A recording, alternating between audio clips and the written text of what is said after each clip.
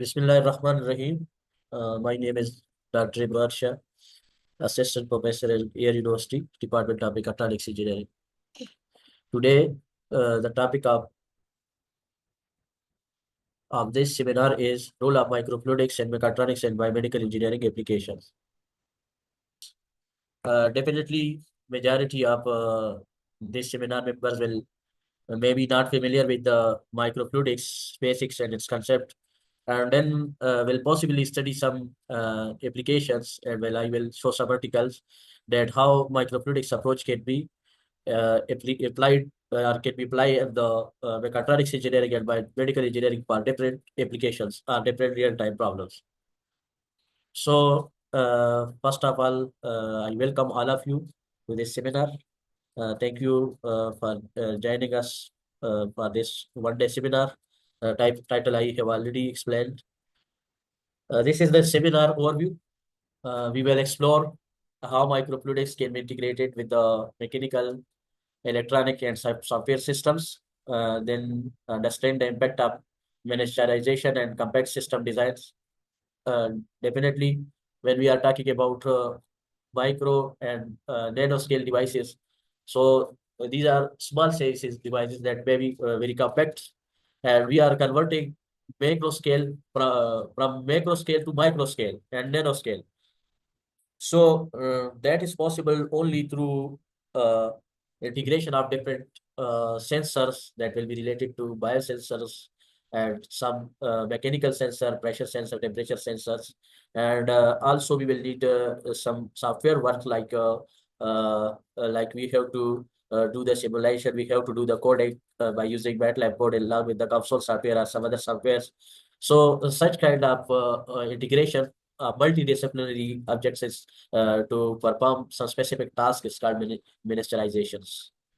So, how the microfluidics field is important for mechatronics, just like I explained, that mechatronics is integration of mechanical, electrical, and computer engineering.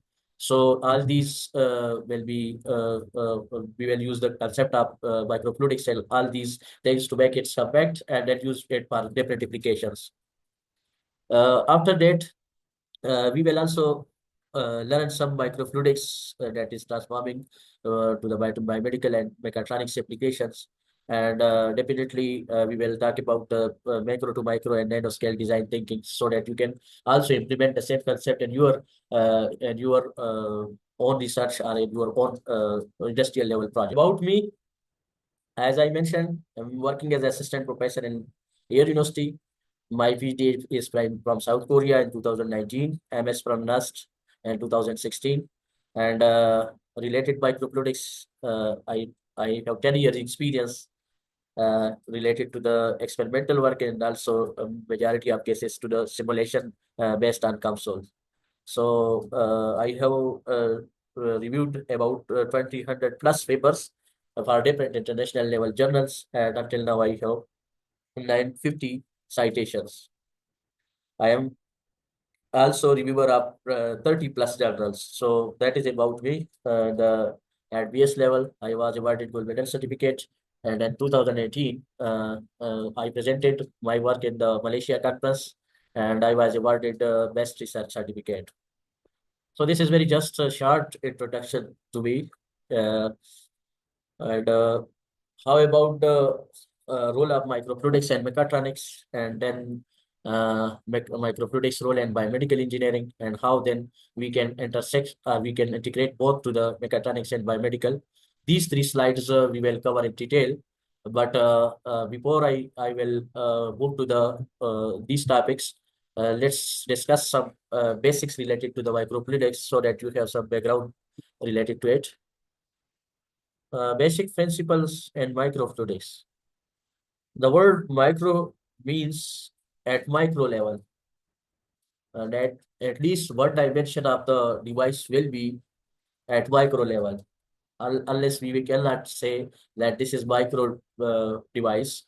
And fluidics, you know, the study about fluid. So the microfluidics study the devices that ranges from micro to micro up to the 100 micrometer the size that will be the minimum size. And related to microfluidics, there will be manipulation and control of fluids ranges from micro to nanoliters.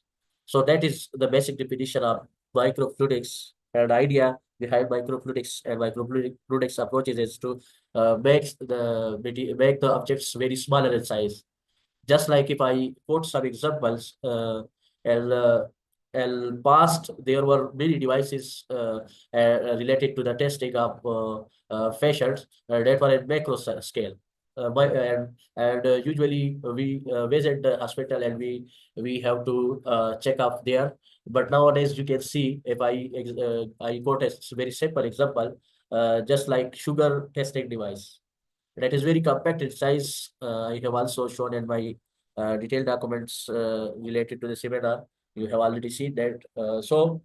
That device is very compact in size, and that is portable. Portable means you can easily move it to the anywhere, and you can move it to the from one place to another place everywhere very easily, and even you can place it in your pocket or in your bag, and that can be easily used for testing purpose. So this is all due to the microfluidics. The microfluidics approaches and principles are used to make it compact in size. So that it is important that we should cover some basic principle in microfluidics. Related this, all of you are familiar with the Newton's second law, F is equal to ml. That can be also written as F is equal to dv by dt, rate of change of momentum. So we always consider some control volume. Control volume is just like if I explain, for example, this is some channel, 2D channel, and fluid is coming from here and leaving from here. So this is inlet, this is outlet, and we just imagine some region like this, and this is basically control volume. And control volume, here the mass will remain fixed. So m is equal to constant as per law of conservation of mass. And that means that flow going here, the same quantity of fluid that is entering to the channel will pass an equal amount through the outlet. So Newton's second law is applicable for the microfluidic cases as well. And just like in macro scale, we have applied this law to many applications. Again, there is Navier-Stokes equations. I will not explain it in very deep detail, but you must know that related to CFD and fluid dynamics courses, whenever we talk about the basic principle and the governing equations, Navier-Stokes equation and continuity equations are very important concepts. And these are derived based on the law of conservation of mass and law of conservation of energy. So you can see the details, it's detailed. We may maybe cover it in the advanced level workshops. So I will just skip these slides. Another thing is viscosity. So viscosity is basically resistance to the flow. Viscosity is just like this is some surface and this is drop of water. So when it's flow through the surface, uh, what will happen? Just like it's going in this direction with some velocity v. So you know that if this drop is made of water and it's made of oil, so there are two different concepts related to the viscosity. In case of, for example, it's water and honey, so the resistance to the flow in case of honey is more as compared to the water. So in real time, what we can say that when we blow the water on the surface of floor or some layer, there will be the water will easily spread and move as compared to the honey. So it's all due to the viscosity. Viscosity can be divided into two parts. One is kinematic viscosity, and the second is dynamic viscosity. So kinematic viscosity is denoted by mu, and dynamic viscosity is by mu. And the relationship between these two is kinematic viscosity is equal to mu divided by rho. This is the relationship between kinematic and dynamic viscosity. So when the fluid, microfluidics case, when fluid is in motion, at that time we will consider uh, dynamic viscosity. When it is moving with the constant velocity, in that case we will consider the kinematic viscosity. So this was related to viscosity. Keep in mind when we are talking about microfluidics, so we have to consider the viscosity and density. These two are the very important properties. So density is basically mass per unit volume. You are already familiar with that concept. So again, here you can see viscosity is measure of resistance, or you can say the friction of the fluid to the flow.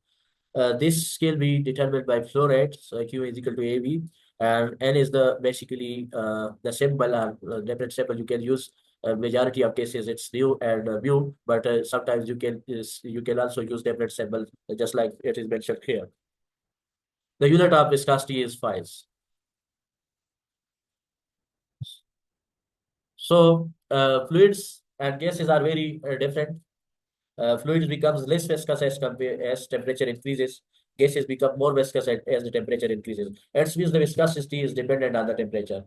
When temperature is changing, the viscosity of the fluid will change. So for this case, the relationship quantitative formula for that is viscosity is equal to n naught t naught minus constant divided by t naught minus constant into t by t naught power 3 by 2. And the second case, the fluid viscosity is n naught e t minus t naught. So you can easily quantify the viscosity at different temperature, just like t naught is the initial temperature and t is the final temperature or any instantaneous temperature.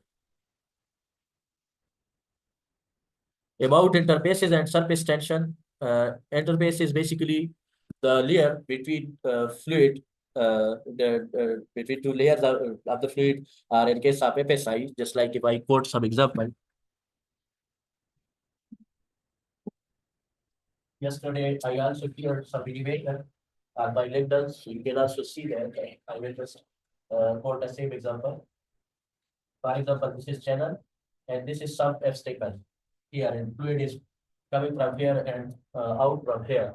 So this domain will be considered as a fluid, and this will be considered as a structure.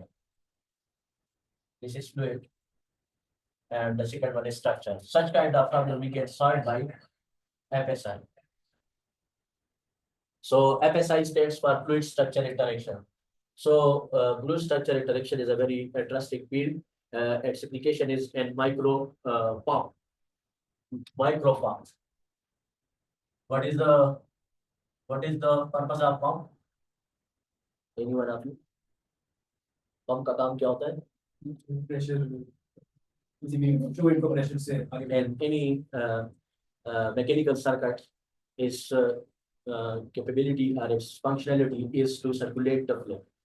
Okay, so in case of micro pump, definitely we are dealing with the microfluidics, so its dimension will be at the micro level. So micro pump case, you can define this will be a membrane, this will be the fluid layer, this will be again the fluid layer, and this due to this fluid interaction with this membrane, and if you are inserting some magnet here, this magnet will actuate it, and the membrane will move up and down. So due to the up and down motion, it will move the fluid onward. So the purpose here to explain it is this kind of micro pump can be used for the biomedical application. And even at if we are talking about some prototype or some projects related to the mechatronics, and we are here where we are using some mechanical component, then again you can also utilize the micro pump for the mechatronics applications. So the surface tension, that is the same concept. That is the same concept that the tension produced at the top surface of the fluid due to unbalanced forces. For that case, the fluid, the formula will be gamma is equal to U by 2D squares. So gamma is the symbol for the surface tension, U is the for velocity, and D is for the displacement between two plates or between any region that through which the fluid well passes. So just I will refresh here as well. That if this is a container, here is the fluid. Here is the fluid. So what will happen? Every particle in this fluid is like this, equally force on it. But this top surface, There, if I imagine like this fluid particle is like this. So on the top surface, there is no forces. So due to this unsurface forces, unbalanced forces, there will be a tension produced in top layer that is called surface tension. And that is why the best example for surface tension case is you have seen the droplet during raining. That droplet is because of the surface tension phenomenon. That they have unbalanced forces outside it, and it's adopt the shape and circular form. So if anyone asks you this question that why drop off rate is always in circular shape, you can say this is due to surface tension phenomenon. Then there is again Laplace law. You can see that can be represented by delta phi is equal to 2 and 2 gamma divided by r. Or we can also write it to for cylindrical case gamma divided by r. So 1 over r is basically the curvature, the formula for curvature, and delta phi is representing the pressure difference. So Laplace law states that the change in pressure is related to the curvature of the surface. So definitely when we are talking about the fluid problems, when fluid is passing through some channel, there will be and there is some curvatures. So we can apply in that case Laplace law. So when any droplet is placed on the some hard surfaces like a plastic or some other substrate, there will be two kind of properties and contact angles. Either it will be hydrophobic or it will be hydrophilic. So the in both cases, you can see these are the contact angles. These contact angles will be changed, and the shape of the droplet will be also different. So you can see here they have mentioned the hydrophilic surface and hydrophobic surface. Hydrophilic surface and hydrophobic surface, the one is absorb the water and the second one is shed the water. So these are two opposite concepts. Sometimes we need hydrophilic, so we can use that, and sometimes we need hydrophobic. The contact angle is very important. You can see in this slide that for hydrophilic, the droplet is more wider or have more width as compared to the hydrophobics. So immediately the hydrophilic one is loving the surface that absorb the water or absorb the water from it. But in case of hydrophobic, it is repelling absorption of water.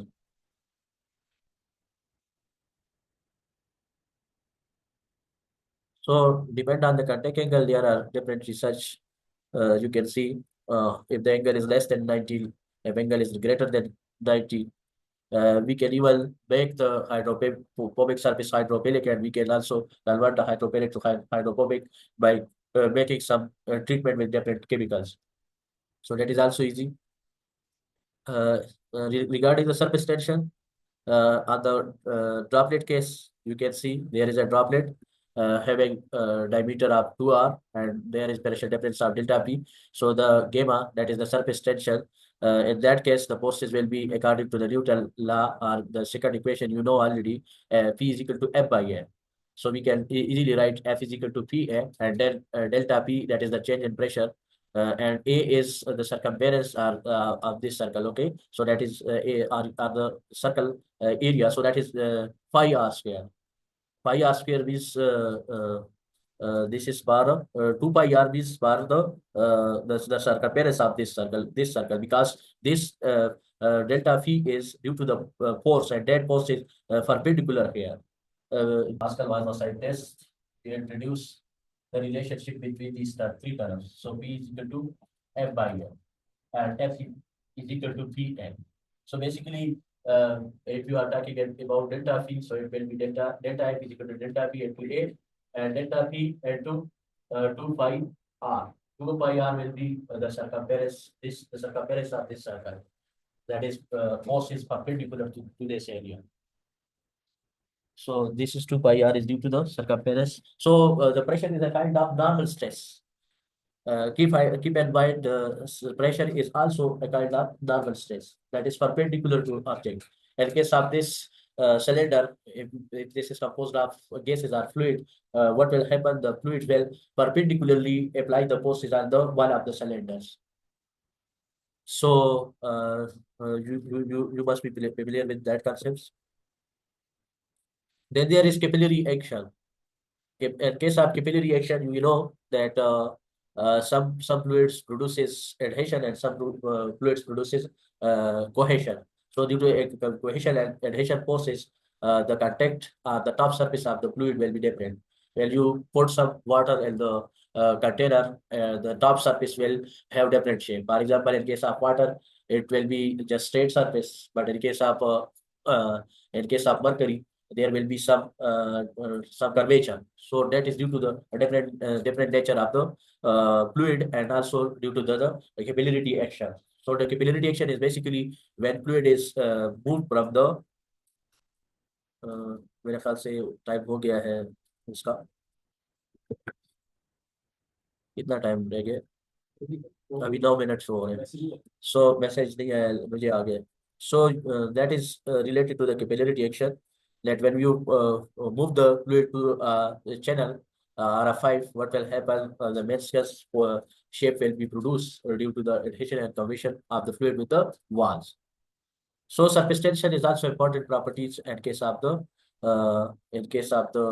microfluidics that is related to the capillary action. So you can see this the same thing I already explained here that this is a container and when we push just like we push a syringe or some tube and the fluid what will happen? It will rise inside this channel. And that is basically called the capillary action. The height h that will be represented by the above formula, by this formula, h is equal to 2 gamma cos theta divided by rho gr. So uh, this is the formula for capillary action, capillary process. We can also modify it by using the same concept of P is divided by Fa. So you can also revise this formula like this, modify like this. I will just skip these slides. So you can see this is the droplet shape. Just I talked about the raindrop. It will adopt the shape of the container. It will convert it to the circular form because of the surface tension forces and the capillary actions. Just like these things are important. So these are real-time example, just like a drop of on the plants, just like लबान आप लोगों ने देखा होगा जो इस तरह के शेप बने होते हैं पानी के जैसे में ये जो है कोई इंसेक्ट्स वगैरह जब पानी के अंदर इस तरह इसके ये जो फिंगर्स स्पेशली जो लेग्स वगैरह है यहाँ पर ये एक्शन प्रोड्यूस होगा कैपिलरी एक्शन वगैरह ड्रॉपलेट सरफेस के ऊपर होगा तो you can see there will be different formation of the angle, contact angle. A droplet is irregular shaped, not a circular form. The droplets will create some more terminology to be added in the formula. And so as per that, you can add cos theta is equal to f minus 1 divided by r minus n. So these are the same images, same scale electron microscopy images, because microscale you need high speed camera to magnify the small things, okay? So coming to the dimensionless number, there are too many numbers that can be used for the fluid mechanics and microfluidics cases. That may be Reynolds number, Ficklet number, Shroud number, and too many more.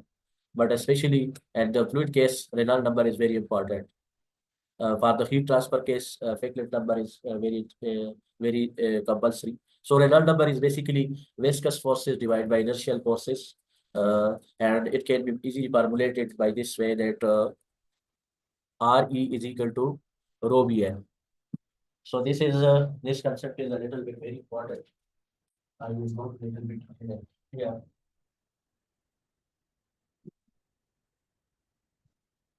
Reynolds number is equal to rho Bn divided by mu.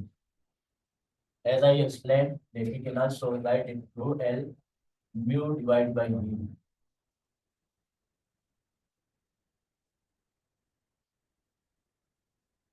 We can convert it, but for time being, we will confuse, so I am not going to that. So this is the density. This is velocity. This is dynamic viscosity. And this is hydraulic diameter.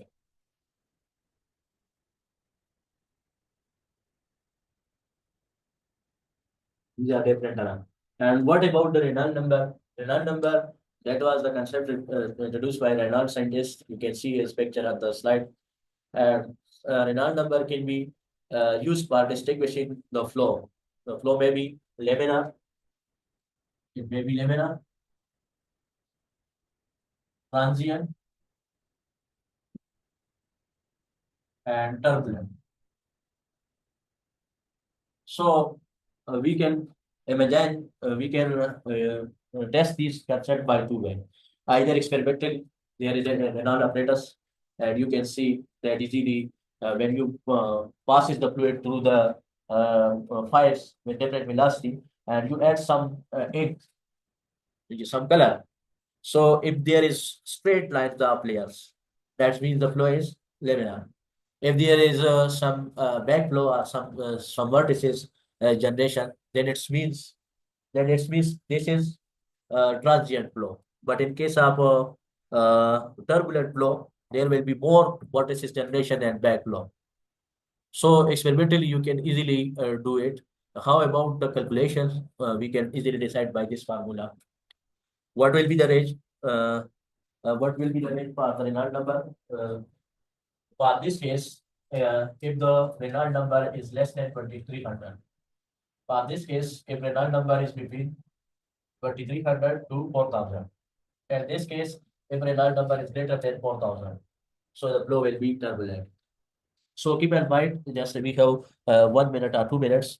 Keep in mind when we are talking about microfluidics, the channels are too small, and when the channels are too small, and this that case always the concept of laminar flow will be applied.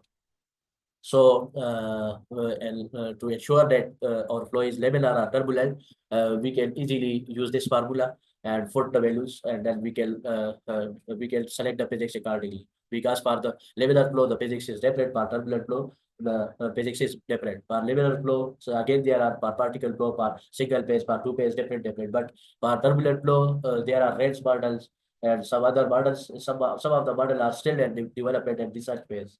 But for the laminar flow case, the models are well established.